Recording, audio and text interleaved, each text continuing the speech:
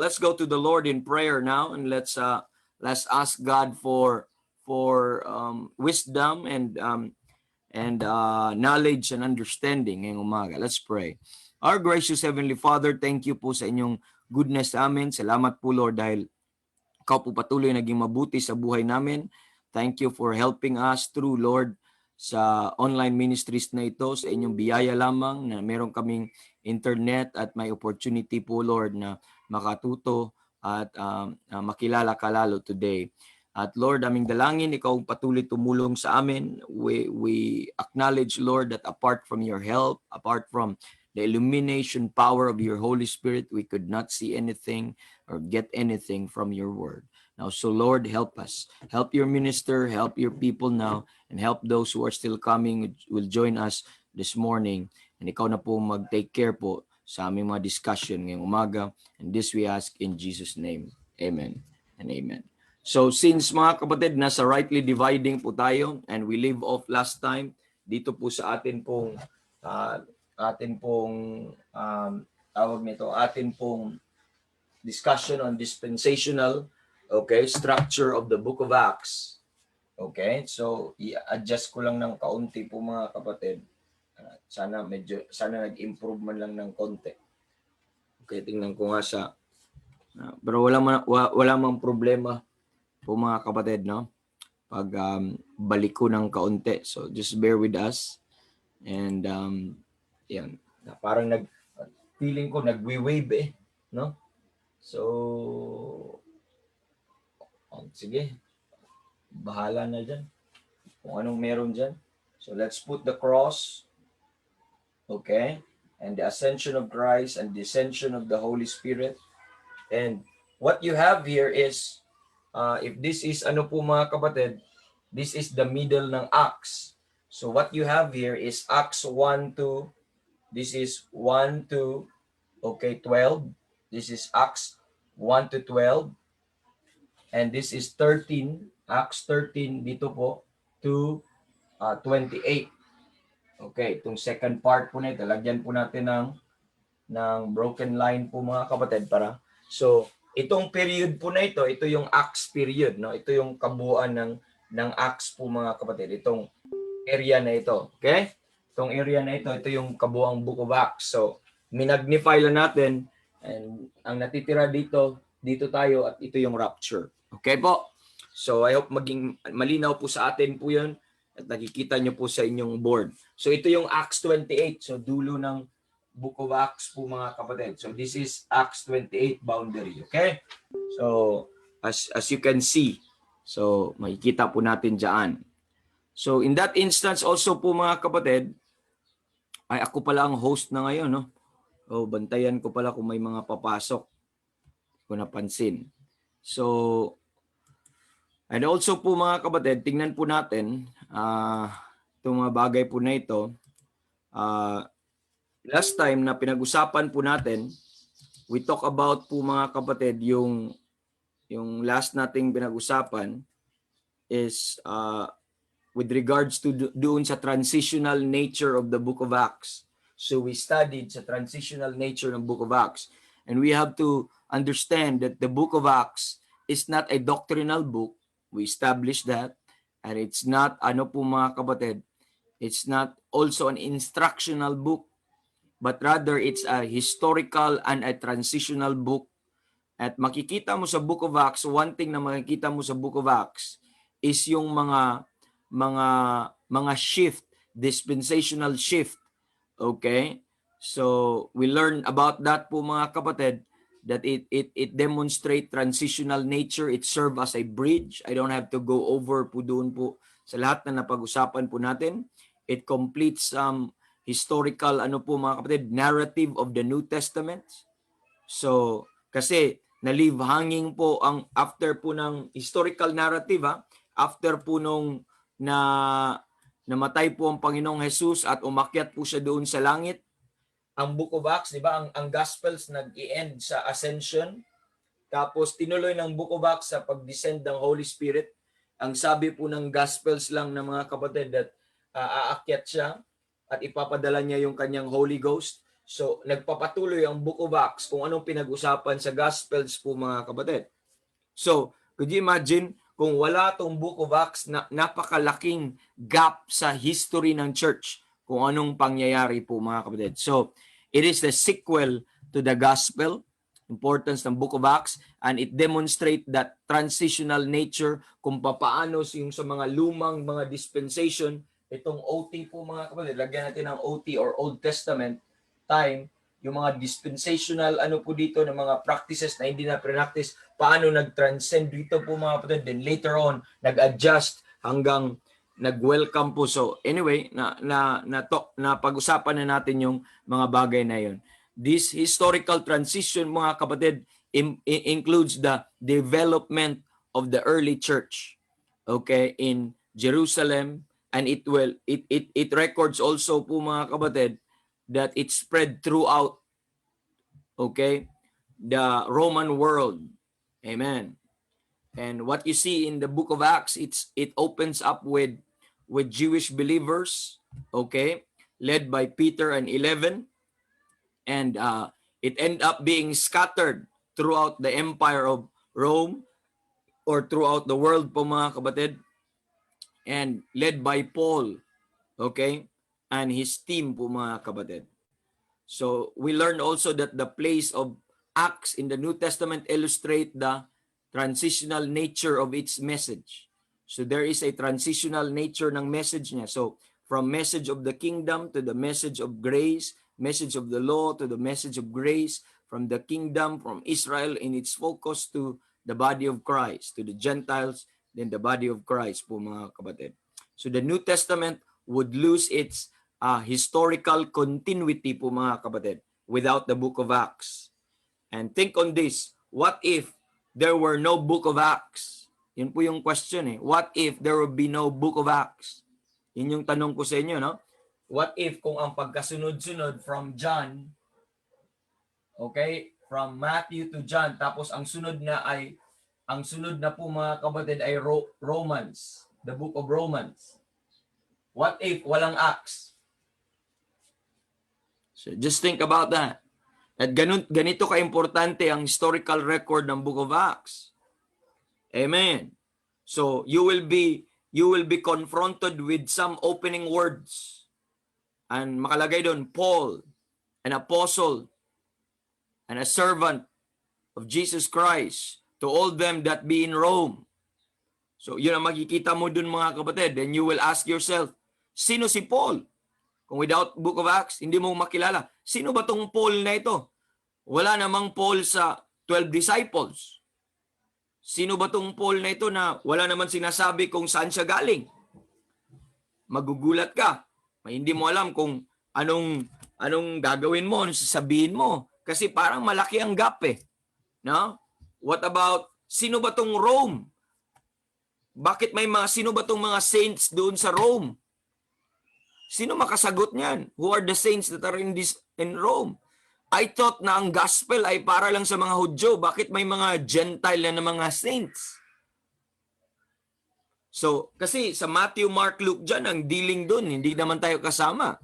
Ang dealing doon po mga kapatid ay to the lost sheep of the house of Israel. Kaya tapos kung walang Book of Acts, so wala kang account na mag-i-explain paano naligtas ang Gentiles, paano dumating sa scene si Paul, at paano umabot ang ebanghelyo sa Rome. Wala mag-i-explain. At ang Book of Acts doon, lahat ang nagsasabi doon, mga kapatid. So, who are these believers in Rome? What is a church? You might ask, what is a church? To the church, okay, which are at Rome. A church which is in Rome. Ano bang church? Kasi ano ba tong body of Christ? Ano ba tong one body? So they will have a lot of question. Pagpasok ng Romans, tapos 1st and 2nd Corinthians, ano ba ang one body? So they will have a lot of questions po mga kapatid. And those questions will be no answers at all. So it serves as what we call the Book of Acts. It serves as what? A historical bridge. So para po siyang bridge po mga kapatid, ang Book of Acts, to connect, okay, to connect itong mga historical account ng earthly ministry ni Christ to the epistles. So ito yung Book of Acts. It's a bridge po mga kapatid sa dalawa. Okay? So, very important po nga mga kapatid. So, the Book of Acts demonstrates a transition in the message of the New Testament from the kingdom message which was the emphasis in the gospel, and also po mga kapatid to the church message which was the emphasis in the Pauline epistles. So there are three shifts mga kapatid of this transition from political, okay, makikita niyo po ano itong mga shift po na ito po mga kapatid, from political kingdom to, hindi ko na isulat, no, from a political kingdom to church body life, from a political standpoint, tapos kingdom to a church, which is a body or an organism, not an organization, to a body, not a kingdom, but a body, or an organic body. Amen. Organic spiritual body. That's a shift mga kapatid. There is a shift in focus. There is shift in concern. So you have to observe that. And when the Book of Acts mga kapatid, na makikita po natin, that's why sa first part, sinasabi niya, Lord, wilt thou restore at this time again the kingdom to Israel? Because sa opening ng Book of Acts, Acts 1:6 po yun. Pagpasok mo doon, that means yun po yung focus and emphasis sa mga early. Pero nag-fade yun, nagsuslowly fade po yun, yung mga bagay po na yun po mga kapatid. Okay po? So dapat na maintindihan po natin yung things na yun po mga kapatid. And also, from a Jewish believer exclusiveness, kasi sa gospel po mga kapatid, exclusive lang sa mga Hudyo. Salvation is of the Jew, and Jesus Christ was not sent to the Gentiles but to the lost sheep of the house of Israel. Pagkatunayan, pinagbabawalan silang pumunta. So there was that mentality of a Jewish believer exclusiveness. Amen. To a Jew-Gentile believer as inclusiveness.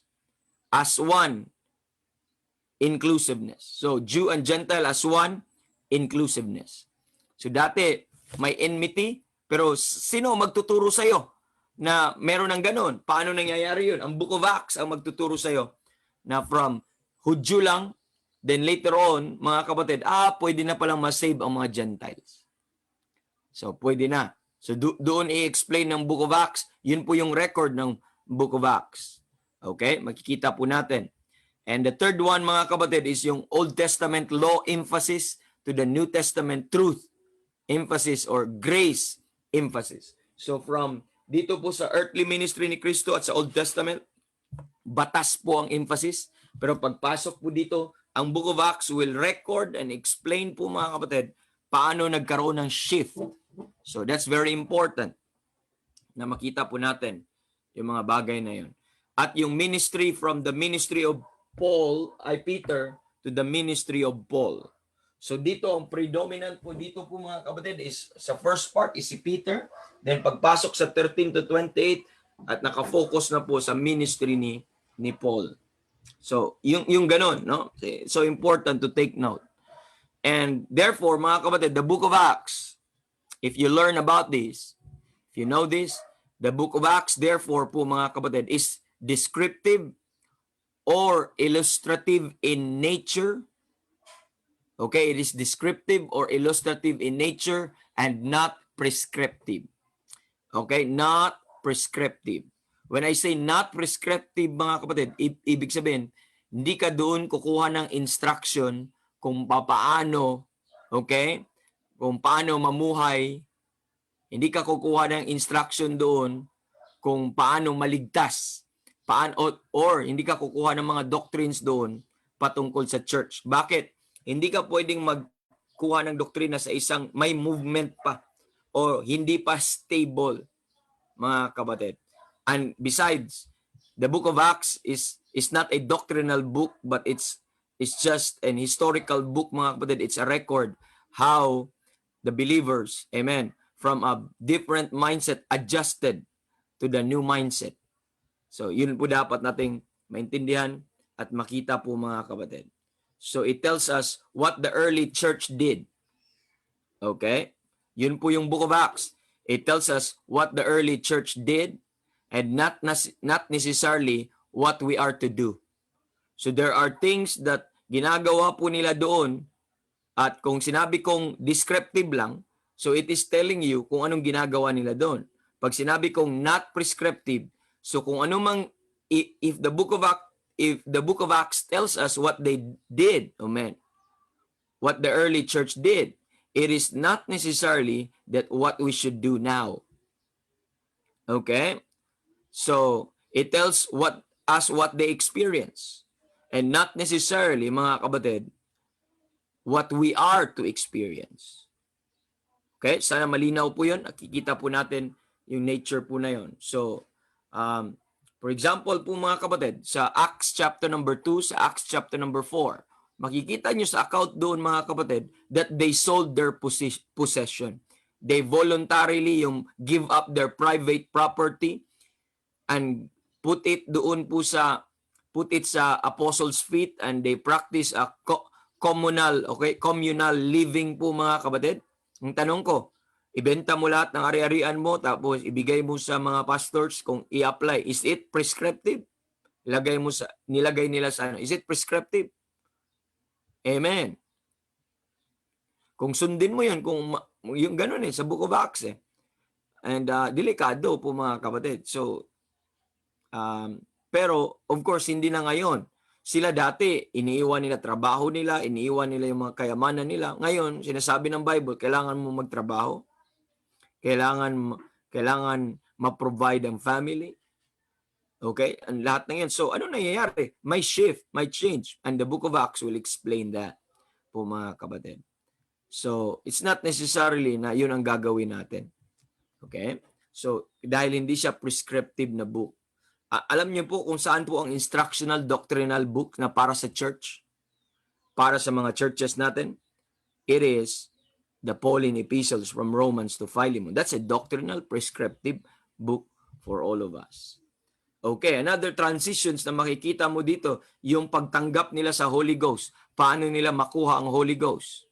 Sa Book of Acts, mga kapatid, chapter number 2, they have to repent and be baptized every one of you for the remission of sins, and ye shall receive the gift of the Holy Ghost. So paano po matanggap nila ang Holy Ghost? Dapat mo na i-fulfill yung mga requirements. Dapat mag-repent ka, magpabaptize, marimit ang iyong kasalanan, then ye shall receive the gift of the Holy Ghost. That's Acts 2:38 po mga kapatid. Amen. So sa Acts 8 mga kapatid, and both Peter and John, they lay hands at natanggap po ng mga tao ang Holy Ghost. So kailangan i-lay hands, then matanggap ang Holy Ghost po mga kapatid.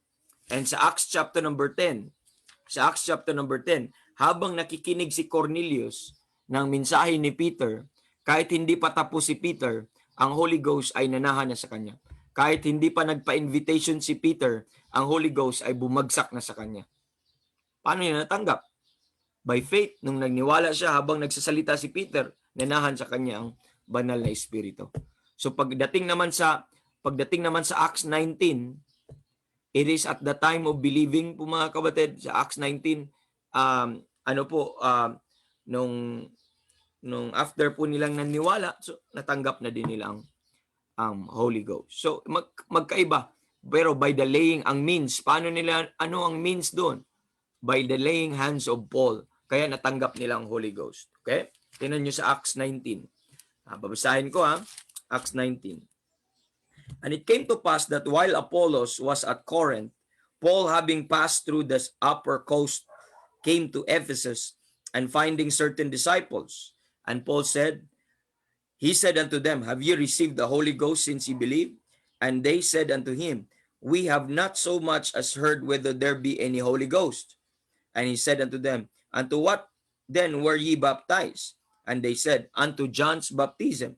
Then verse 4, then said John verily baptized with baptism of repentance, saying unto people that they should believe on him which should come after him, that is, on Christ Jesus.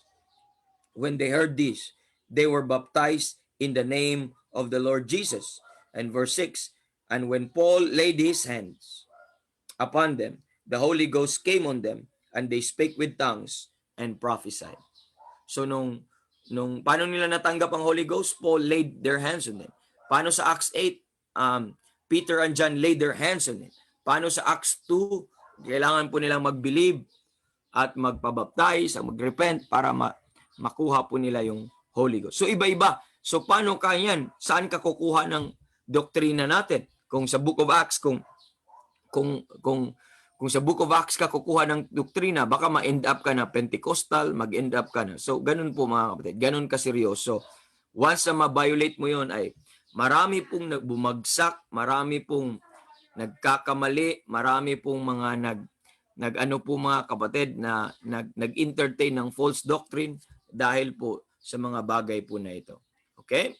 So let's observe that na ganun po mga kapatid. Okay? So Acts is truly transitional in nature, transitory in nature. It moves the reader from that, mga kapatid, putting some conclusion to those things, no? It moves the reader from the kingdom message of the gospel to the church message in the Pauline epistles, and it moves the reader historically from the founding of the church in Jerusalem to its establishment throughout the Roman Empire. It records the shift from the exclusiveness of early Jewish Christians to all-embracing view, mga kapatid, of the body of Christ, where there is no Jew, nor Gentile, nor bond, nor free, nor male, nor female. So one should not seek to build doctrine. That is our admonition. One should not seek to build doctrine from its pages unless the doctrine is clearly expressed elsewhere. Anong ibig kong sabihin doon? Hindi ka pwedeng mag-build ng doctrine po dito unless that yung isang teaching na yun. For example, may doktrina doon sa Acts 20:28. To feed the church of God which He purchased with His own blood. Amen. So anong ginawa ng Panginoon? Makuha mo ba doctrinally yun? To feed the church of God which He purchased with His own blood? Yes. Mga kapatid. To feed the church of God which He purchased with His own blood. So yun ang point po mga kapatid na makikita po natin. So bakit? It was established in the epistles, in the Pauline epistles, that si Kristo po yung nagbigay ng kanyang buhay para ma-purchase po tayo sa kanyang dugo. Amen. What about yung na-mention yung gospel of the grace of God? It was established in the early po mga kapatid. But what about pagtanggap ng Holy Ghost? So kung sa Book of Acts ka it will contradict dito sa it would contradict dito sa Pauline epistles. Kasi hindi naman natanggap natin ng Holy Spirit upon believing, right after we believe. It's not the lay hands, it's not being baptized, it's not so. Hindi yun established. Ibig sabihin, punta ka sa epistles. Yun po yung po mga kapatid. So, you will not build doctrine, okay, unless the doctrine is clearly expressed, okay, and established in other epistles, most especially in the Pauline epistles. So the only teachings in Acts that are normative for the church are those that are explicitly taught in the Pauline epistles, mga kapatid. So you have to be clear on that. And to miss the transitional nature of Acts is to miss its inherent message po mga kapatid. Its natural message. You will miss it. And yun po yung problema. So yun ang design ng, meron namang mga doctrinal books at meron ding mga historical books. So let's go there kasi yun po yung design po ng Panginoon po mga kapatid sa mga bagay na yun. Now, and let's have this also. Remember yung dinivide natin ang Book of Acts doon sa po mga kapatid, doon sa former treaties. Okay? At saka yung po mga kapatid, former treaties and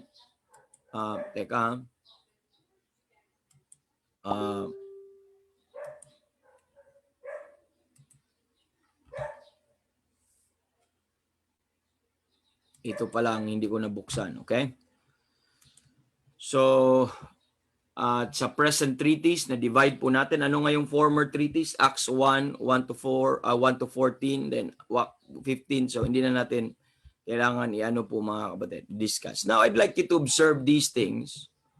Ngayong umaga po mga kapatid, I taught you things, mga kapatid, yung mga aid. Okay? Mga aid po, mga kapatid, to help us understand the book of Acts. Okay? Remember, number 1, ano yung first aid po, mga kapatid? First aid natin is, na makatulong sa atin is yung geographical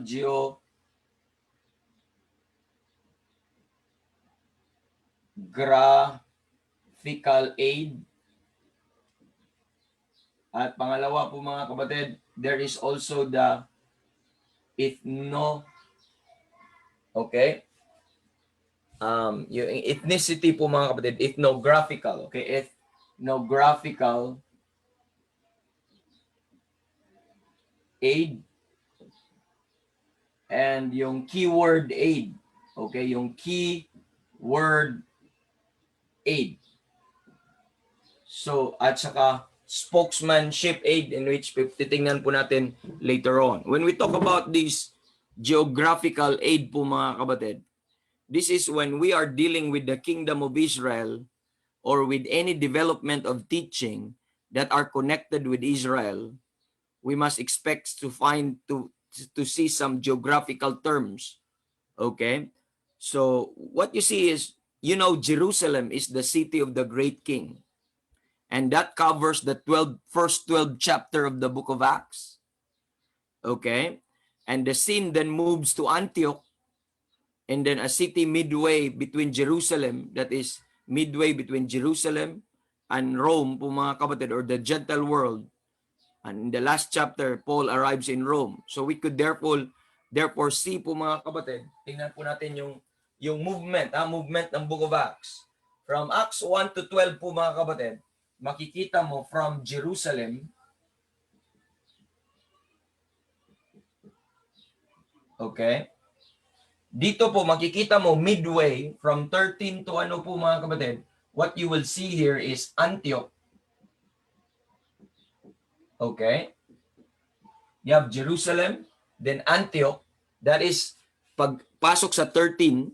So ang Antioch po, mga kapatid, we know na gitna po siya from Jerusalem, and then Antioch po, mga kapatid, gitna siya sa world ng mga Gentiles or to the Gentile world, which is pagpasok sa 28. This is the movement of geographical movement. Makikita mo is Rome. Umabot na po siya sa Rome. So what you see here, looking at the geographical movement, so from Acts 1 to 12, it is centered sa Jerusalem. Pero pag pasok sa 13 po, mga kapatid, Antioch now is mentioned. Pag ibig sabihin, pag sa Jerusalem po, mga kapatid, makikita mo in view ay mga Hudyo lang talaga. So dito sa Antioch po, mga kapatid, makikita mo that this is now a melting pot, no? Itong lugar po na ito, it is now a mixed crowd. It is now a mixed crowd between Jews and Gentiles. Antioch. Pero ang Rome po, mga kapatid, is predominantly, that's a Gentile world. So makikita natin yung movement. So now, that goes along with ethnographical aid. As we go to the ethnicity ng mga tao po, mga kapatid, sa ethnographical aid po natin, when we say these are people associated with lands and cities, and these as they appeared in Acts, provided an index din sa atin para ma-plot po natin dito po, mga kapatid. For example, let's look at, for example po, mga kapatid, sa mga bagay na ito. In Acts 2 and 3, let's look at Acts chapter number 2. Okay, just follow through. Tingnan po natin kung kanino inaddress po ang salita ng Diyos sa mga bagay po na ito. Okay, tingnan natin kung papaano at kanino inaddress po, mga kapatid. Nung nag-preach si Peter sa Acts chapter number 2 po, mga kapatid, at sinasabi niya dito sa verse 14, sabi niya, but Peter, the speaker is Peter, standing up with the 11, lifted up his voice and said unto them, Ye men of Judea, and all ye that dwell at Jerusalem, be this known unto you, and hearken to my words. So, makita natin ang in-address niya, ye men of Judea. At sabi niya dito, and all ye that dwell at Jerusalem. So clear, no? Kung kanino po niya in-address po, mga kapatid, ang mga bagay na ito. Verse 22, babasahin ko. Ye men of Israel, hear these words. Jesus of Nazareth approved. Okay? Of God. So ye men of Israel, ye men of Judea, ye men of Israel and Jerusalem. Yun po ang pagkasabi na dito. At pagkatawag niya, men and brethren, and in verse 36 po mga kapatid, pagkasabi niya dito sa verse 36, and therefore let all the house of Israel know assuredly. So he's addressing the house of Israel. Sa chapter number 3, papasok tayo sa chapter number 3 po mga kapatid. Preach na naman si Peter po mga kapatid. At ang context na po naman ng kanyang preaching is about Israel. Verse number 12. Look at verse 12. Ang kanyang audience is Israel. And when Peter saw it, he answered unto the people, ye men of Israel. So, yun po men of Judah, men of Israel, or house of Israel, yun po ang pagka-address po niya po mga kapatid. So, with that ethnographical aid po mga kapatid, makikita mo that dito po sa Acts 1 to 12, makikita mo that they are Jews only. Okay? Jews only. Kaya ang address po, hindi ka po kasama. Meron pong special dyan sa Acts 10, pero mag-isa lang yun, si Cornelius, isang Gentile, pero that was just an special occasion dahil may pinakita ang Panginoon kay Peter. But nagulat nga si Peter Bakit papuntahin siya ng Panginoon doon na ang alam niya, hindi naman bawal naman silang pumunta sa mga or mag-preach sa mga hintil. Ang sabi niya, bakit naman pa-preachin ako ng Panginoon doon? Okay? Dahil yun ang kasanayan niya kasi ang mindset niya, Jews only. So, ang early Acts, makikita mo kung i-outline mo, Acts 1 to 12 is, makikita mo yung focus na Jews only po mga to the lost sheep of the house of Israel. Pagpasok sa Acts 13, makikita natin si Paul na nagpipreach po mga kapatid sa Acts 13. Tingnan nyo sa Acts 13. Merong tatlo pong dyan, pinapakita po dyan. This is the real sermon ni Peter po mga kapatid. Ni Paul, na makikita mo, napaka-lengthy yung kanyang message, napaka-haba ang kanyang message. And look at this verse 16. Tingnan niyo sa verse 16. Pumunta siya sa synagogue. Tapos, ang preaching niya nag-start sa verse 16. Then Paul stood up, beckoning with his hand. Tingnan niyo ang address niya. Men and brethren, men of Israel. Are you following verse 16? Men of Israel, and ye that fear God, give audience. So kanino ang kanyang audience? Sino ang audience niya? Men of Israel. May sunod po mga kapatid. Okay? Tingnan mo po, Israel, men of Israel. Tingnan po natin, yun po ang kanyang in-address dito sa Antioch. Men of Israel. Pero merong isa po mga kapatid na kanya pang sinabi. And sabi dito sa verse 16, and ye that fear God. Ye that fear God. So sino ba tong ye that fear God? Isa, men of Israel, obviously that's the nation of Israel. Yung sunod, ye that fear God. Sino ba to? Yung ye that fear God po mga kapatid. Let's go to the same chapter po mga kapatid. Ang kanyang pagkasabi din dito sa next part po mga kapatid. And in verse number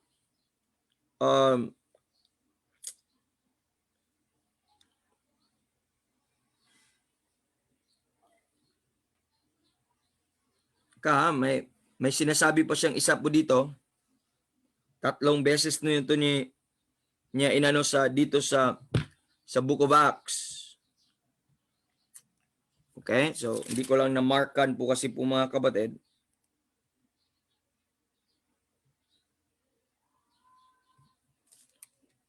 Yeah. Okay.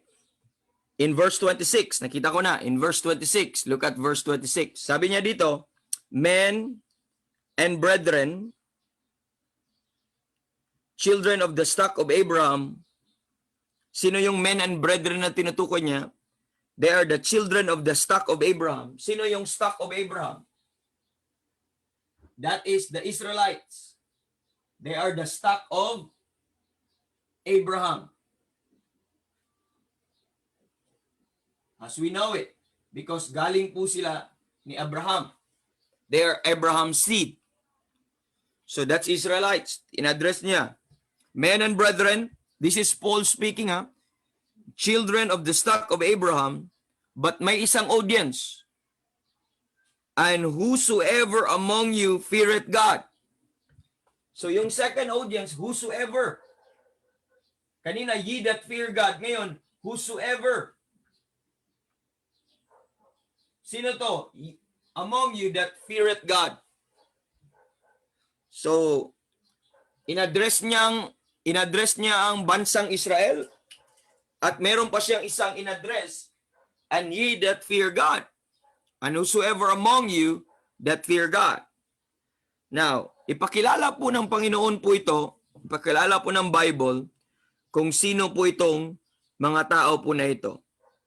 And I'd like you to look at po mga kapatid, in verse number, mga kapatid, in verse number 42. And when the Jews were gone out of the synagogue, the Gentiles besought that these words might be preached to them the next Sabbath. Verse 43. Now when the congregation was broken up, many of the Jews and religious proselytes followed Paul and Barnabas, who is speaking to them, persuading to continue the grace of God. So sino pala tong ye that fear God? These are the proselytes. Okay? These are the proselytes po mga kapatid. In verse number 43, these are the religious proselytes. Makikita po natin. At ano to mga proselytes, religious proselytes? These are people who are not naturally born Jews. They are not naturally born sa race ng circumcision. But rather po mga kapatid, they are Gentiles. Okay? Who believe the God of Abraham, the God of Isaac, and the God of Israel. So ibig sabihin, ang Gentile kasi by nature, we are without God.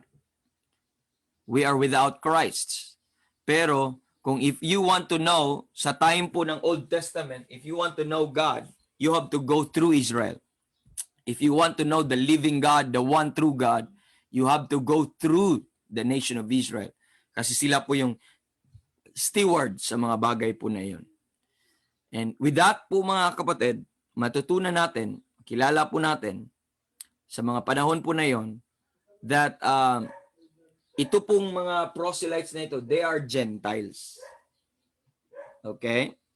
They are those who fear God and who know and believe God. So makikita po natin, pagpasok na sa dito, Jews only. Makikita mo ito, Jews only. Dito po mga kapatid, makikita mo dito ay Jew and Gentiles. Makikita mo, Jews and Gentiles, pagpasok sa Antioch, not anymore Jews only, but Jew first.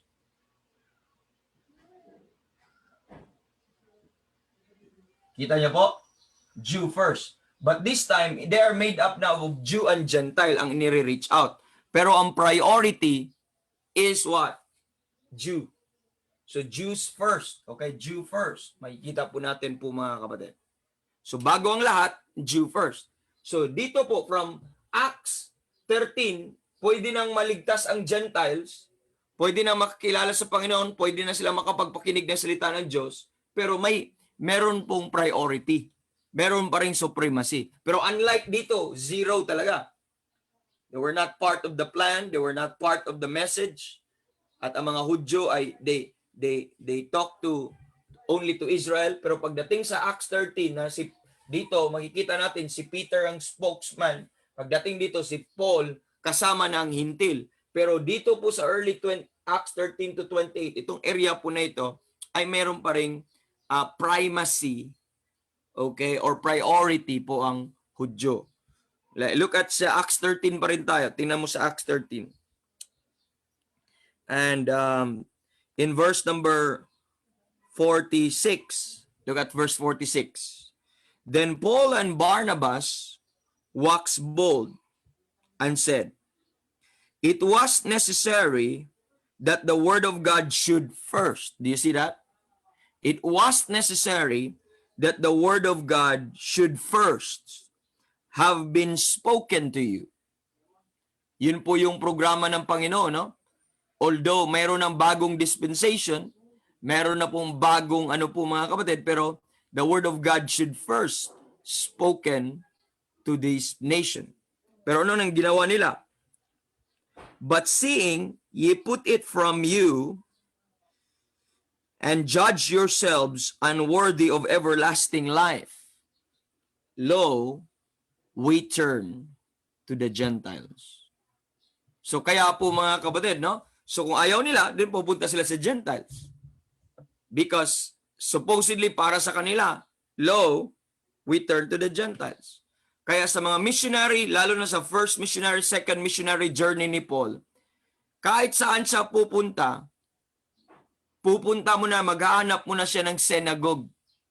Like for example, nandun na, umabot sila doon sa Iconium. Tumakbo po sila doon sa Iconium po mga kapatid. In chapter 14, verse 1. And it came to pass in Iconium that they went both together in the synagogue of the Jews.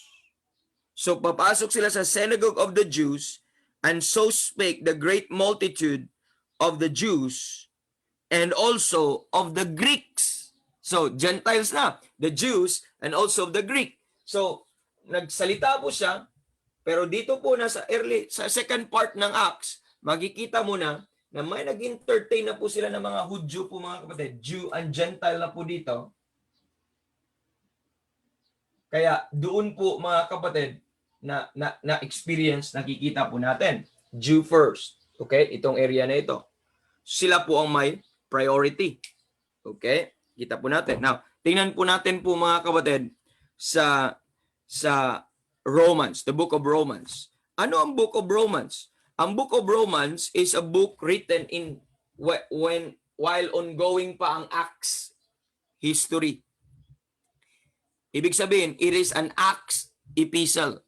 So mamaya makikita po natin yung may pag-usapan natin yung relationship of the Acts epistle, Acts and the post-Acts epistles. Atin po yung pag-uusapan mamaya. But let's go muna sa Romans chapter number 1. Tingnan nyo po sa Romans chapter number 1. Sa Acts epistles po mga kapatid, or sa Acts period, lagi nating tandaan, nandun pa ang supremacy ng Hudyo or advantage. Meron pa silang advantage. Hindi pa totally nawala sa kanila ang dealing ng Panginoon sa kanila. So, kaya merong priority sila sa time na ito. Kaya ito yung obserbaran mo sa Book of Acts. Tingnan mo sa Romans 1, even sa Gospel. Diba? Remember, sinabi ni Paul, it should have first given to you. But they put it from you. Then, pumunta sila sa Gentiles. Now, tingnan nyo, sa Gospel, sa Romans 1:16. For I am not ashamed of the gospel of Christ. Okay? For it is the power of God unto salvation. Amen. To everyone that believeth, to the Jew first, and also to the Greek. So the gospel was first offered to the Jew. Amen. To the Jew first. But you know what happened by reading the book of Acts? When God offered to them the gospel, sabi po doon sa nabasa natin, seeing ye put it away from you and judge yourselves unworthy of everlasting life. So yun ang nangyayari po sa kanila. They judge themselves unworthy. Hindi nila pinapansin, hindi nila binigyan ng halaga, hindi nila binigyan ng regard. Then, lo, we turn to the Gentiles. Because yun po yun po ang pagkasabi, i-reach out mo na, ito pong konsepto ng Panginoon, i-reach out mo na yung sarili niyang bayan. Amen. Pero dito, alam naman natin na ang ministry ni Paul ay ginawa siyang apostol para sa Gentiles po mga kapatid. Pero para sa kanya, mahal na mahal. Nakita natin sa Romans 9, Romans 10, Romans 11 na ang kanya pong ano po mga kapatid, ang kanya pong heart's desire ay maligtas po ang Israel po mga kapatid. So, Jew first. Sa gospel, Jew first mga kapatid. So dito sa Acts period, kaya pupunta mo na siya ng synagogue. Baka may mga Hudyo dito. Preach ko ng ebanghelyo sa kanila. Same gospel. Ang gospel na ngayon, hindi na to gospel of the kingdom. Gospel of the grace of God na ito to the Jew first. Then also to the Greek. Amen. Then makikita po natin, yun yung mga priority. Look at verse number, chapter number 2. Tingnan mo sa chapter number 2. Nakita din dito po mga kapatid, itong expression po na ito ay, saan ba yung aking phone? So verse number, look at verse number, ano po mga kapatid? Look at verse number, makikita natin dito sa verse number 8. But unto them that are contentious, do not obey the truth, but obey unrighteousness, indignation and wrath. 9. And tribulation and anguish, ano pang sabi dito? Upon every soul of men that doeth evil, of the Jew first, and also of the Gentiles. Nakita niyo yung word. Hindi lang sa gospel, pati sa judgment. Sinong mauna? Of the Jew first, and also of the Gentiles. So dito po natin po makikita po mga kapatid, ang mga bagay po na ito na makikita po natin, very clear po mga kapatid, when it comes sa mga bagay po na yan. And look at verse 10. But glory and honor and peace to every man that worketh good. Look at that. To the Jew first and also to the Gentiles. So sa judgment, Jew first. Amen. Then sa gospel, Jew first. Pagdating sa reward, Jew first din. So that's what we see po mga kapatid. Parang ladies first, okay? Jew first. So the priority. Okay. So yun po ang makikita po natin. Bakit sa mga time po na yon, in effect pa po mga kapatid, ang instrumentality pa ng Panginoon sa kanila. So merong ang heart pa ng Panginoon na maligtas ang kanyang bansa. Okay? Magiging kaparte sa body of Christ ang kanyang bansa. Maligtas. Okay? And dito po, pagpasok natin dito sa hanggang Acts, look at mo Acts 28. Tingnan mo, punta ka sa Acts 28. Ang pinibigay ko lang sa inyo, dinidemonstrate ko lang. Bakit sa Romans Jew first? Kasi mga Acts epistles po ito. Iko-connect po natin to later on anong relationship ng dalawa. Okay? So, now, makikita po natin dito sa Acts 28. I'd like you to, sige, basahin ko muna sa Acts 26. Puntahan nyo sundan nyo ako sa Acts 26. Si Paul, ginudge po siya ng bansang Israel na hindi daw siya nangangaral or may iba daw siyang preaching patungkol sa, may iba daw siyang mensahe para sa Israel. Pero dinispute ni Paul yun. Ang sabi niya dito, sabi niya verse number 4, 26:4. My manner of life from my youth, which was at first among mine own nation at Jerusalem, know all the Jews. So kilala ko ng mga Hudyo. Look at. Which knew me from the beginning, if they would testify that after the most straitest sect of our religion, I lived a Pharisee. Verse 6. And now I stand and am judged for the hope of the promise made of God unto our fathers, unto which promise our 12 tribes instantly serving God, day and night, hope to come. For that hope's sake, King Agrippa, I am accused of the Jews. So ang pinag-usapan in view na sinasabi ni Paul is the hope of Israel. So in effect pa rin sa Acts period, anong makikita mo sa Acts period? Na makikita mo po mga kapatid yung what we call hope of Israel. So hanggat itong buong Acts mga kapatid, ang hope of Israel pa rin, na ipangaral pa rin po mga kapatid. Ibig sabihin, nandun pa rin yung flavor na ma-save ang Israel, ma-reach out ang Israel. Makikita po natin dito. So that's why yung 12 tribes instantly, okay, serving God day and night, hope to come. At yun po yung kanila pong mindset, yung hope of Israel. And you know, ang hope of Israel is the hope of the kingdom po mga kapatid. Now, look at Acts 26 pa rin. Pagkasabi niya dito, sa verse number 22. Okay, sabi niya, having therefore obtained help of God, sabi ni Paul, I continue unto this day, witnessing both to small and great, saying none other things than those which the prophets and Moses did say should come, that Christ should suffer and that he should be first, that should rise from the dead and show light unto the people. Sino yung people na yun? Unto the Jews and to the Gentiles.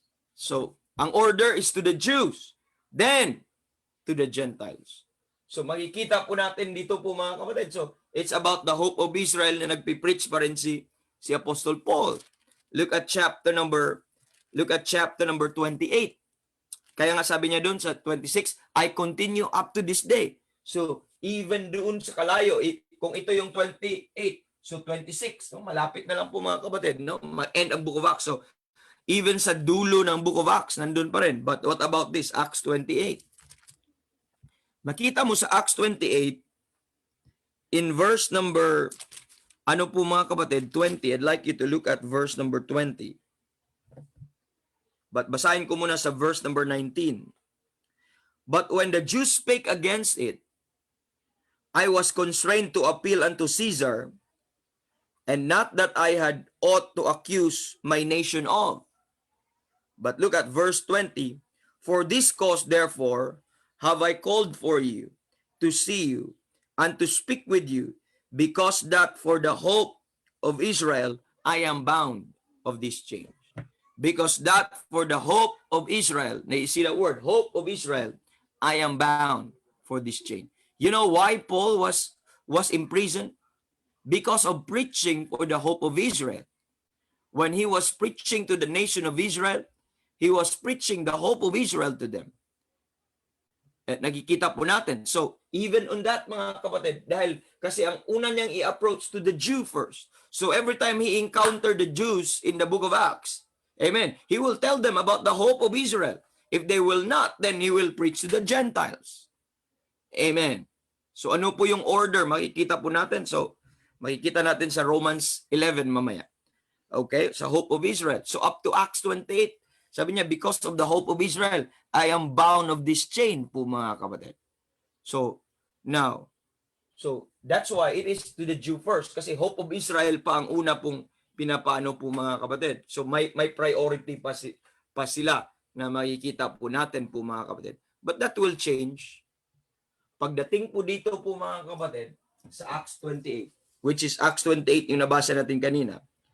But nung binigay ni Paul ang hope of Israel sa kanila, and in verse number 23, and when they had appointed him a day, there came to him into his lodging, to whom expounded and testified the kingdom of God, persuading them concerning Jesus, both out of the law of Moses and out of the prophets, from morning till evening. So, this was the final appeal ni Paul. Sino ba ang pinapatawag niya dito? Ang pinapatawag niya, although nakulong na po siya doon sa Rome, ang pinapatawag po niya yung mga elders. Okay? The chief of the Jews. Elders ng bansang Israel. And the chief of the Jews ang kanyang pinatawag po mga kapatid. At siya po ay nag-preach doon po mga kapatid sa kanila. In-expound niya si Jesus Christ according to the hope of Israel, coming from the book of Moses, coming from the prophets, who Jesus Christ is to them. So he was not preaching the mystery, but he was preaching to them the hope of Israel, which is according to prophecy po mga kapatid. Nakikita po natin. To the Hudyo, final appeal. Pero anong ginawa niya? From evening, can you imagine Bible conference, no? Nag-Bible conference sila. Ang preaching nila si Jesus Christ out of the law of Moses and out of the prophets from morning till evening. Imagine, from morning till evening. Ano? Gawin natin tong from morning till evening? Kaya ninyo? No. Now, what you see there, makikita po natin po mga kapatid, in verse number, anong respond ng mga Hudyo sa preaching na yon? Verse 24, and some believed the things which were spoken, and some believed not.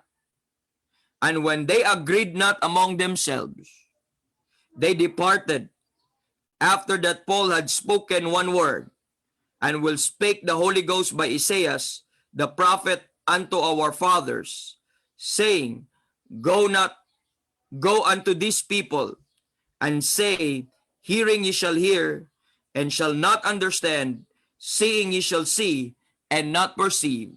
For the heart of these people is waxed gross, and their ears are dull of hearing, and their eyes have they closed, lest they should see with their ears, and hear with their ears, see with their eyes, hear with their ears, and understand with their heart, and should be converted, and I should heal them. So yun po yung nagkatotoo yung propesya ni na yun ang mangyayari sa bansang Israel. But look at verse 28. Be it known. Ito na yung sentence. This is now the affirmation. Be it known therefore unto you that salvation of God is sent unto the Gentiles, and they will hear it. So nakita nyo po mga kapatid? So yung chance, yung offer na that salvation come, be it known unto you that salvation is come to the Gentiles. So dito po sa Acts period po mga kapatid, lalo na sa Jew first, tayo ay para lang tayong kumakain ng crumbs, ang mga Gentiles sa Acts period. Para tayong kumakain ng crumbs na bawat rejection nila, riches natin. Kaya mo nga, kasi Jew first nga ang atin, Jew first, no? Sa Acts, look at Acts 13. Balik tayo sa Acts 13. 3 times ito po nangyayari. One is Acts 13. Remember, nabasa natin kanina. Let me read sa verse number 46. Then Paul and Barnabas waxed bold and said it was necessary that the word of God should first have spoken to you. The word of God should first, remember, have spoken to you. Seeing ye put it from you and judge yourselves unworthy of everlasting life, lo, we turn to the Gentiles. What you see in the book of Acts, when the Jew will reject, then you will go to the Gentiles. Ako mo? And lo, we turn to the Gentiles. Look at Acts 18. Babasahin ko sa Acts 18.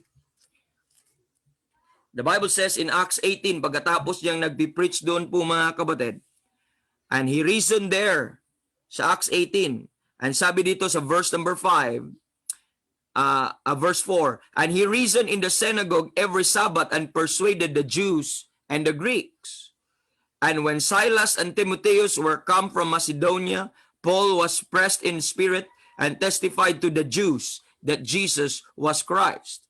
So he testified to the Jews that Jesus was Christ. And when they opposed themselves, and blasphemed, he shook his raiment and said unto them, Your blood be upon your own heads. I am clean, and from henceforth I will go unto the Gentiles. So sabi niya, your blood be upon your own heads. I am clean, from henceforth I will go unto the Gentiles. So when the Jews rejected, sabi niya, from henceforth I will go to the Gentiles. Pero akala mo, full-time na siya doon. Pero pagpasok sa Acts 28 po mga kapatid, nung sinabi niya, ito na yung final appeal. Nung ni-reject siya, sa Acts 28, at nakikita po niya dito, pero nung ni-reject siya sa verse 28, be it known therefore, ito na declaration, be it known therefore, that salvation of God is sent unto the Gentiles, and they will hear it. So anong meron dito po sa Book of Acts, sa early part na ito po mga kapatid, nung nag-start na ma-reach out ang mga Israel ang mga Gentiles. But there was a priority na mauna muna sa Jew, pero bawat reject ng Jew, riches ng Gentiles. Riches ng Gentiles. Look at sa Romans chapter number 11. Romans chapter number 11. Tayo ang naka-benefit. Okay? The Bible says in verse 12, now if the fall of them be the riches of the world, and the diminishing of them the riches of the Gentiles, how much their fullness? Ay, kita po natin. So verse number 15, if by any means I provoke to emulation them which are my flesh, and might save some of them, for if the casting away of them be the reconciling of the world, what shall the receiving of them but life from the dead? Okay, kita niyo po, if the fall, look at verse 11, I say then, have they stumbled that they should fall? God forbid. But rather through their fall, salvation is come unto the Gentiles, for to provoke them to jealousy. Now if the fall of them be the riches of the world, and the diminishing of them the riches of the Gentiles. So do you see that? The riches of the Gentiles. So bawat reject nila, that the book of Acts is the record of that. Makikita mo na kung ano yung mga mahuhulog doon, kukuhanin ng mga Gentiles at sila po yung makabenefit. Or ibibigay ng Panginoon sa kanila. Po mga kapatid. Kita nyo po? So clear po yun. Napakalinaw po yun mga kapatid. As you go doon. Pero sa Acts 28 po mga kapatid, pag dito na, pag end na po ng Acts 28, hindi na po siya Jew first. Okay? But rather, Gentile na siya, predominate. Okay? Dito pagdating sa Rome, Gentile predominate na siya.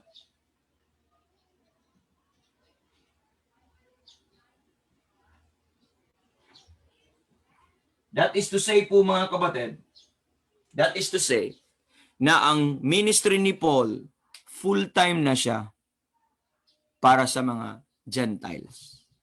Para sa pag-reach out ng Gentiles. Naka-full-time na po siya po doon, po mga kapatid, as you see. So, like for example, let's compare kanina. Sabi niya, for the hope of Israel, I am bound of this chain. Dahil sa hope of Israel, ang preaching ni Paul para sa mga Hudyo ay hope of Israel. At para yun sa Hudyo. Sa Acts period, hope of Israel. Pero look at anong sabi niya dito sa Ephesians 3. Pagkatapos ng Acts po, pagkatapos ng Acts 28, okay? Pagkatapos ditong Acts 28 po mga kapatid. Pagkatapos itong Acts 28, ano na? Which is Ephesians, which is the post-Acts epistles. So post-Acts. So dulo na siya ng Acts. Ay pagkatapos na siya ng Book of Acts. Anong sabi niya sa chapter number 3 ng Ephesians 3:1? Basahin ko. For this cause, I, Paul, the prisoner of Jesus Christ, for you, Gentiles. Dito, he was the prisoner of the hope of Israel for the Jews. Okay? The hope of Israel for the Jews. I am bound of this chain. Sabi niya, di ba? Sa Acts 28:20. Dito, makikita mo, sa verse number 3, chapter 3, verse 1, for this cause, I, Paul, the prisoner of Jesus Christ, for you, Gentiles. What you see here, Paul is a prisoner also, but this time, not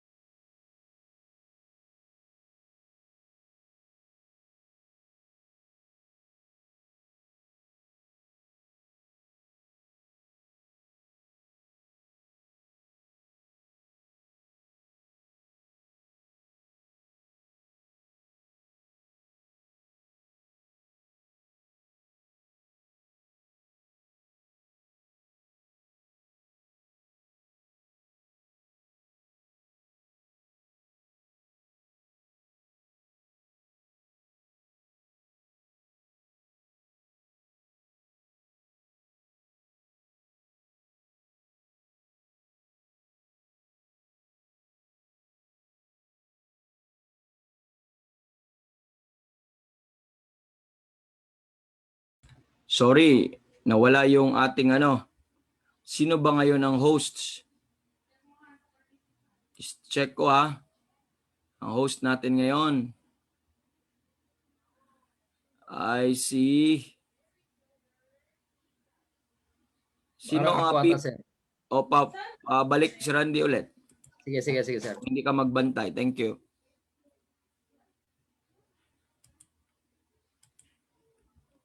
Okay, we're back po mga kapatid dito. And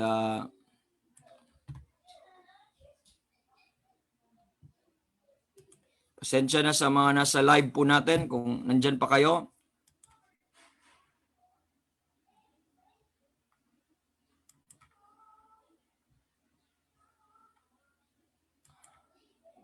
Okay, so atin pagpapatuloy po mga kapatid. Hindi ko na alam kung saan tayo banda, no?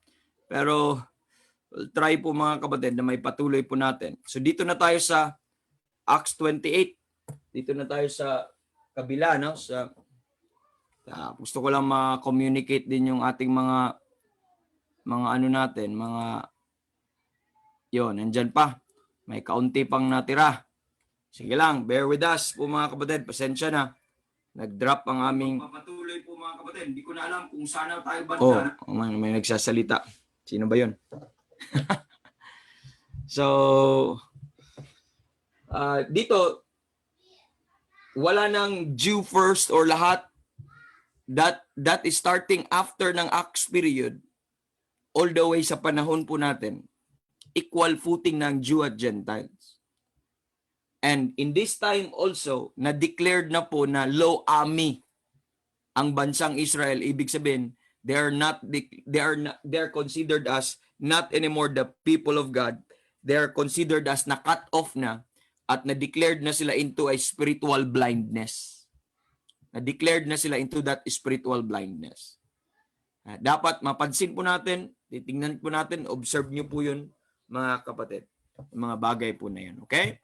So, in that regard also po mga kapatid, dito na Gentile predominate. So hindi na po, wala na.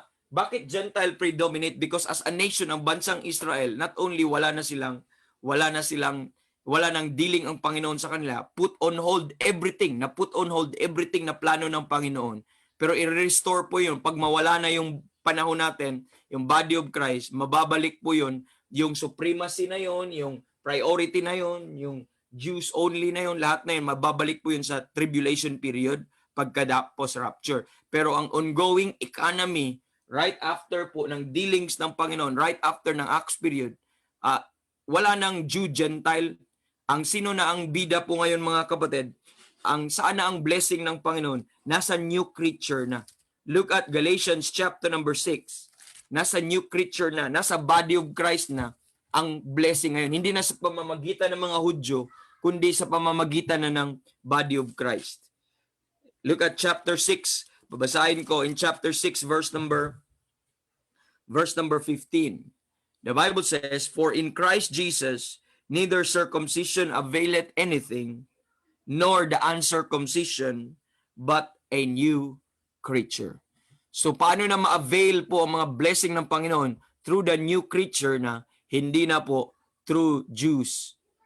Okay? Not anymore through the Jews. It is now through this new creature, which is now we call the church po mga kapatid. So, yeah, that's the ongoing economy even sa panahon po natin po mga kapatid. At doon na po makakuha. Hindi mo na dito, kailangan mo mag-pray para sa bansang Israel po mga kapatid para ma-bless ka. In effect pa dito sa mga time na ito. Pero sa ngayon, hindi na po, wala na po yung ganun.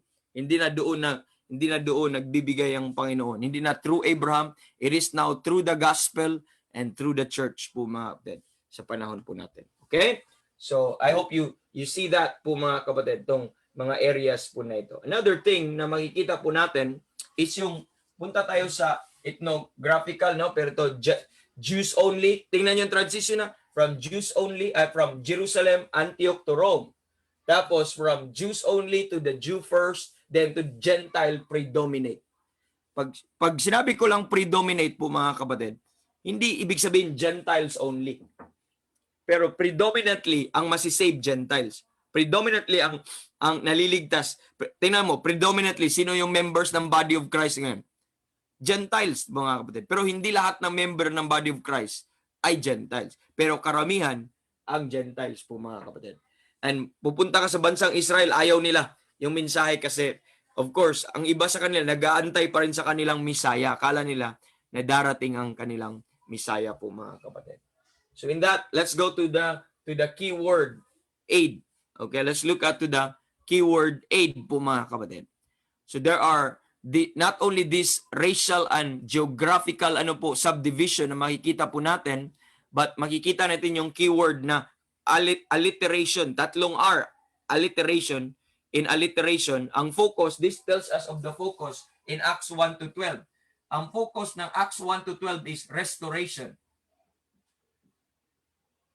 Okay, titingnan nyo po restoration. Restoration of what? Acts 1 to 12 under sa Jerusalem.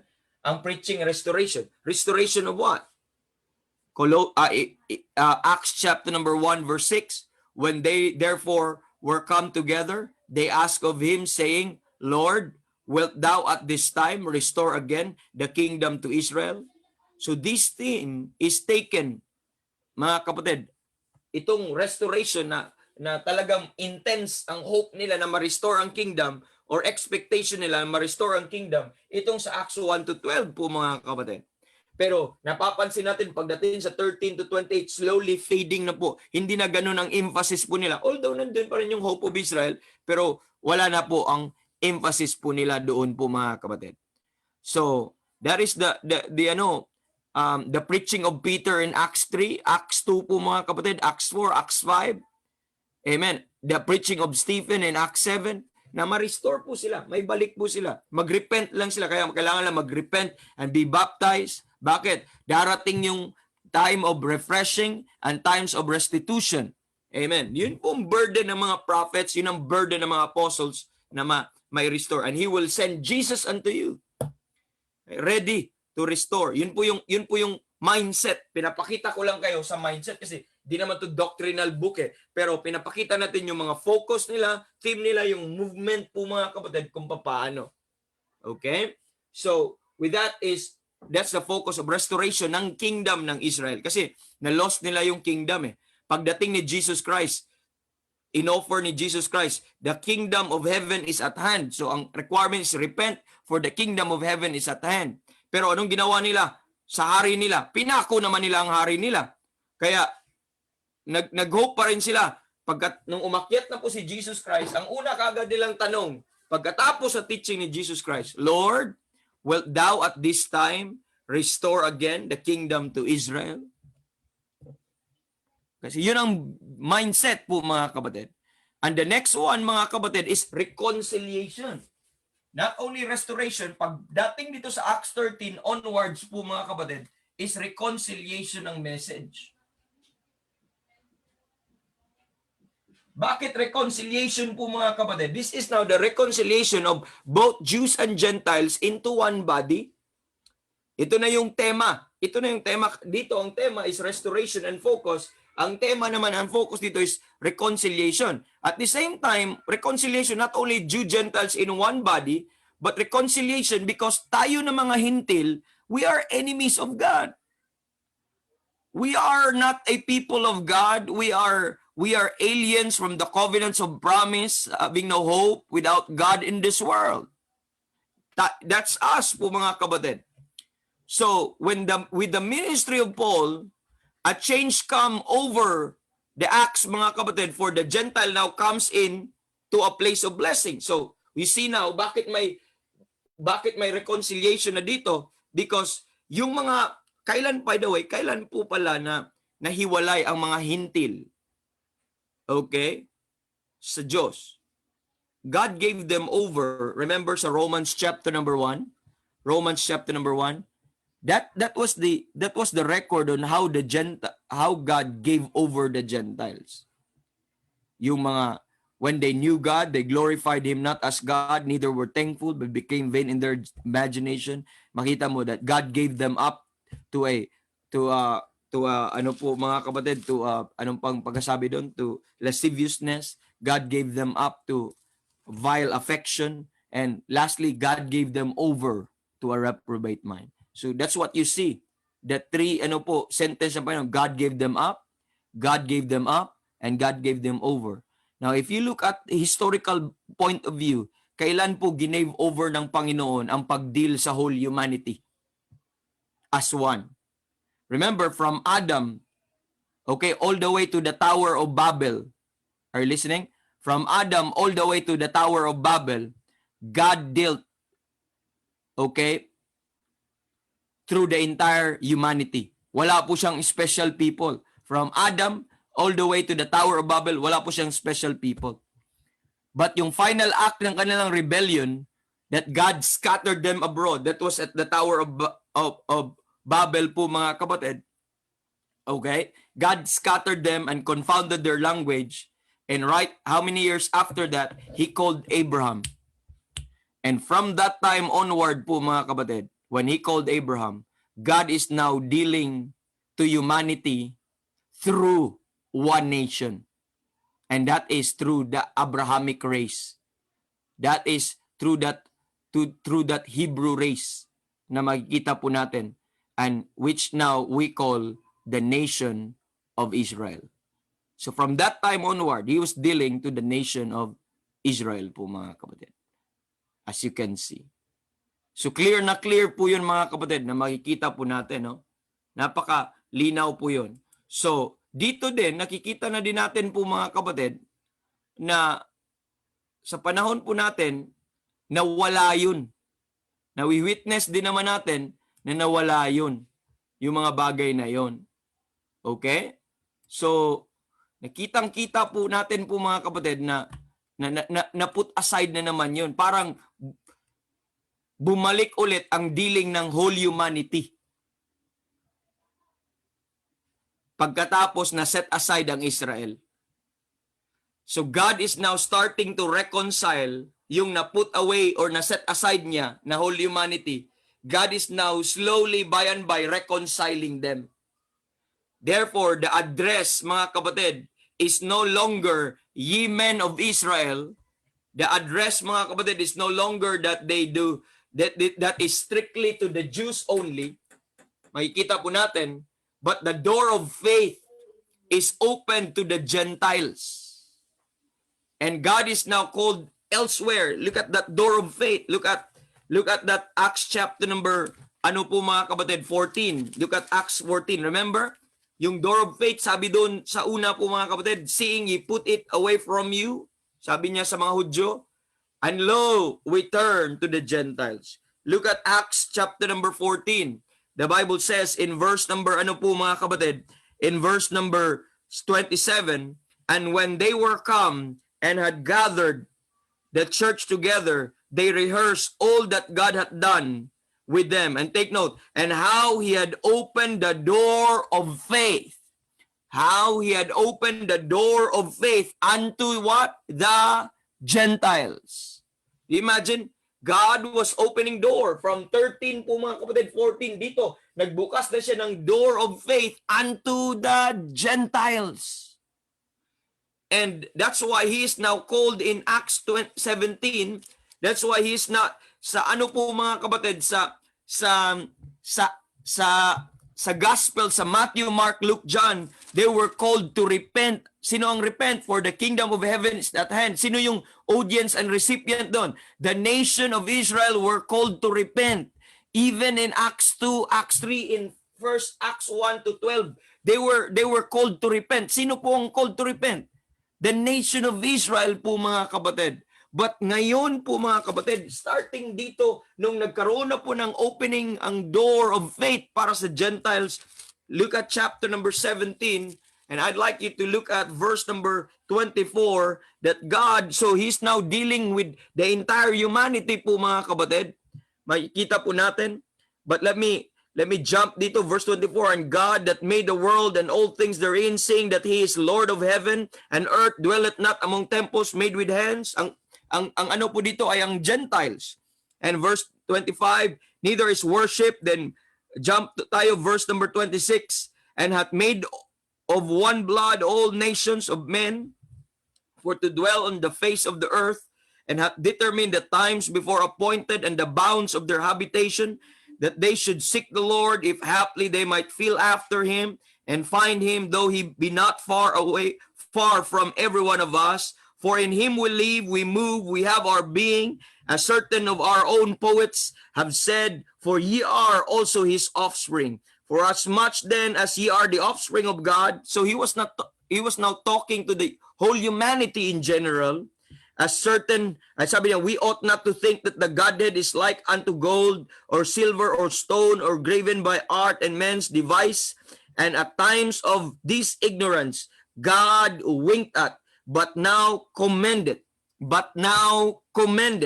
all men everywhere to repent.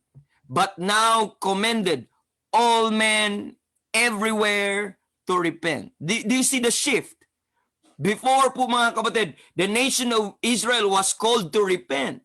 But when God opened the door for the Gentiles, He commended all men everywhere, not just Jerusalem. Amen. Not just Jerusalem, but everywhere.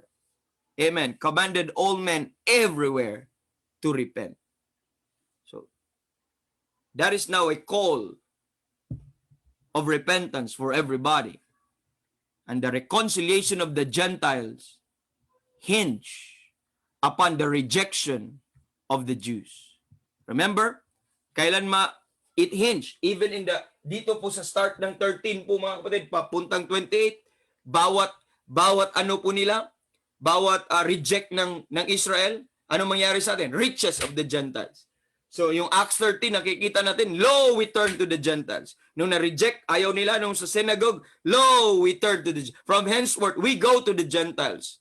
And yun po ang history record nakikita natin. And the door of faith was open to the Gentiles. So doon po nakasalalay po mga kapatid. And Paul is the only apostle to use this word reconciliation. Amen. At sino po ang object dito na i-reconcile ng Panginoon? Ang Hudyo, i-reconcile ba? Hindi, kasi people of God pa ang Hudyo dito eh. Pero ang hindi people of God dito, ang Gentile, i-reconcile niya. Kaya yun yung ministry of reconciliation. Yun yung preaching natin. We are now calling every man, everywhere po mga kapatid. We are as though God did beseech you by us. Be ye reconciled to God. So yun yung preaching, ministry of reconciliation.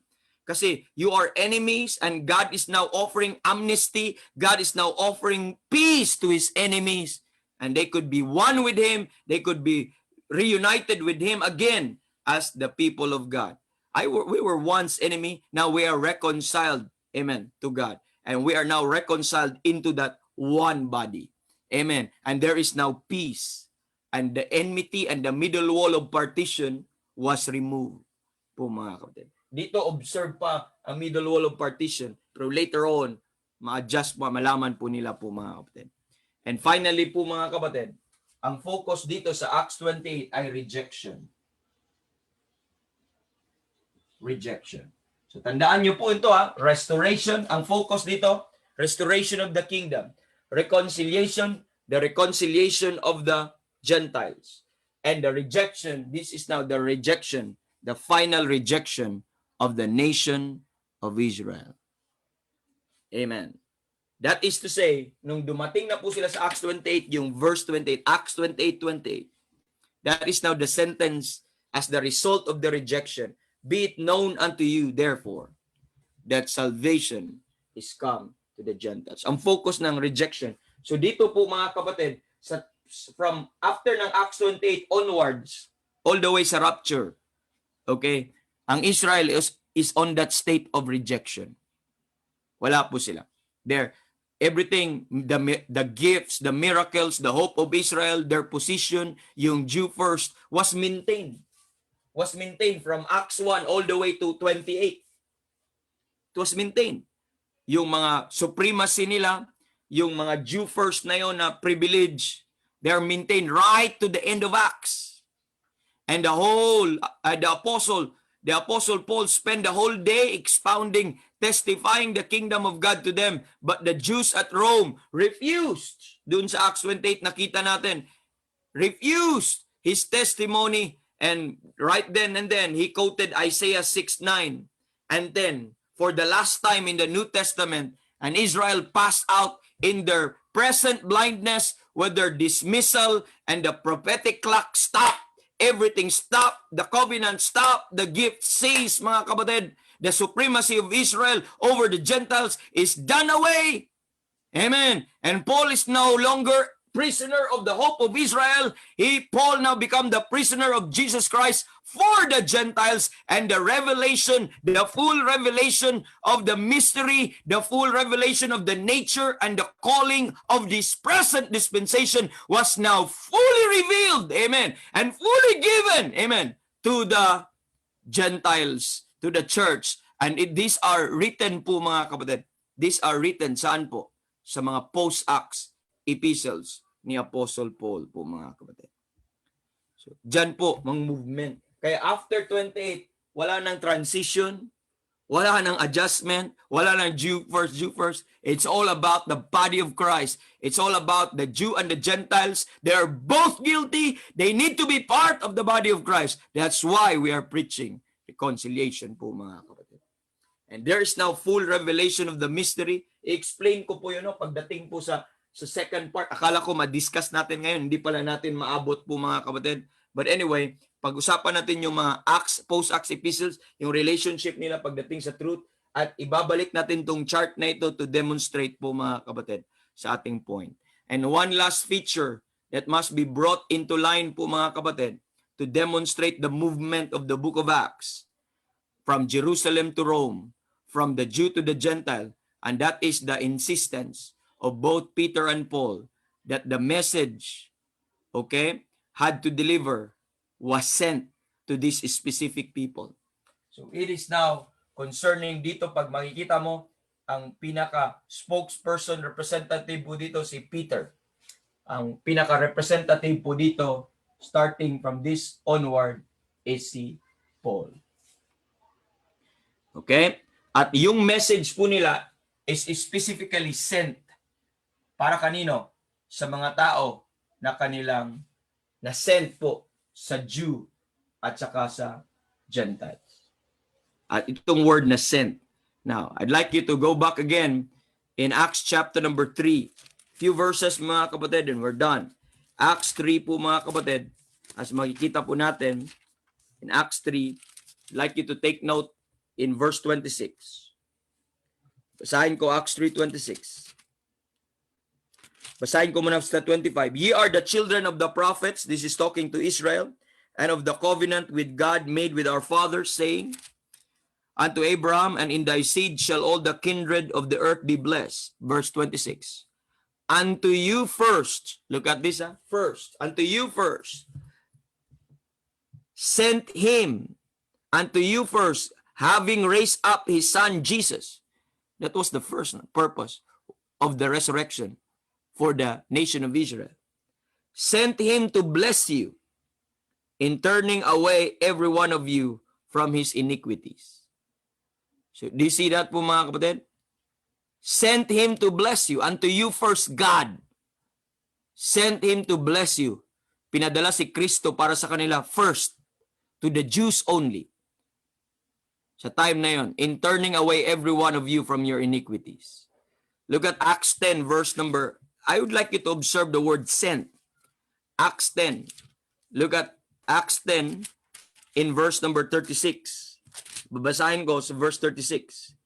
And the word which God sent unto the children of Israel, preaching peace by Jesus Christ. He is Lord of all. So dito po, the message that preached by Peter was truly sent. And it was intended, it was sent to the intended or to a specific people po, mga kapatid. And what about kay Paul? Okay?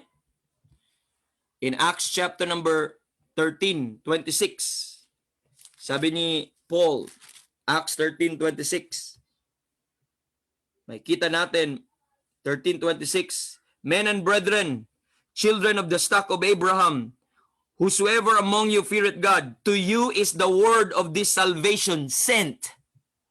Napadala ba? To you is the word of salvation sent.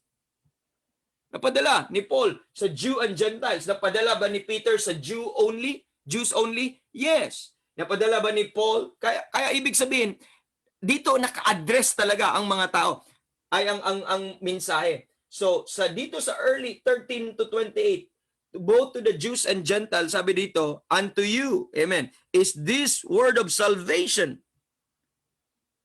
sent. So naipadala, nai-preach ni Peter, nai-preach ni Paul po mga kapatid. Look at Acts 13:46. Acts 13:46 again. Then Paul and Barnabas waxed bold and said, it was necessary that the word of God should be first have spoken to you, but seeing ye put it from you, and judge yourself unworthy of everlasting life, lo, we turn to the Gentiles. So you see that? It was necessary for them, pero they put it, they turned to the Gentiles. But it was sent to both Jew and Gentile. And last but not the least, this was sent focus only sa Acts 28:28. To focus on the Gentiles. Be it known therefore unto you that salvation of God is sent unto the Gentiles. Saan ang mensahe sent dito? Jews only. Saan ang mensahe sent dito sa Acts 13 to 28? Jew and Gentile, but Jew first. Pero saan ang mensahe after ng Acts? Predominantly sent. Be it known therefore unto you that salvation of God is sent unto the Gentiles. So, na-observe mo ba yung paggagamit ng word na sent? It was used here. It was used here. And it was used here.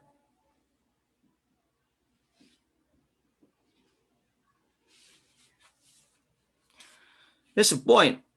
That tells you the movement of the book of Acts po mga kapatid. So sa ating unto you first is sent, to you is sent, and all of that. Sana nakikita nyo, taking as a whole, our time will not allow us to expound more and more po mga kapatid. But here's you see the dispensational structure of the book of Acts. Now, ano importance ito?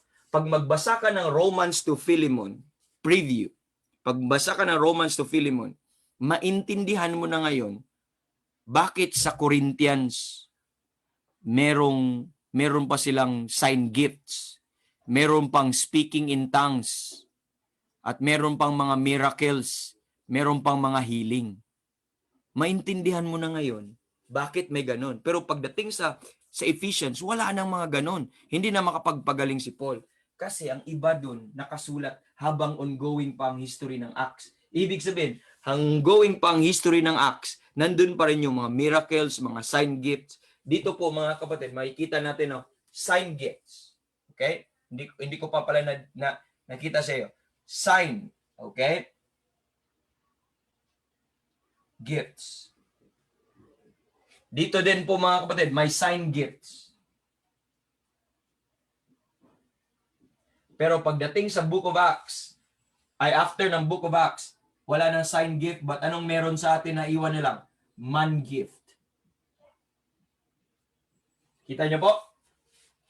Man gift na. Wala nang, ang man gift na ito, ito man gift na ito na silang gift sa body of Christ. Makikita po natin, we have now the pastors, the evangelists, the teachers, mga kapatid, para po sa body of Christ. Na makita. Dito, makikita po natin dito ay yung mga sign, wonders, and miracles. Sign, wonders, and miracles. Pagpasok mo dito, hindi na. Faith, hope, and charity. Not anymore signs, wonders, and miracle, but faith, hope, and charity. And everything about that po mga kapatid. And anyway, so we'll have that talk about that next meeting, Lord willing. We will have internet, we'll have okay yung signal po natin, okay, pag-usapan po natin. Medyo ano po tayo po mga kapatid, pero anong matutunan po natin dito? Anong makukuha? Anong take away ko dito? Anong take away?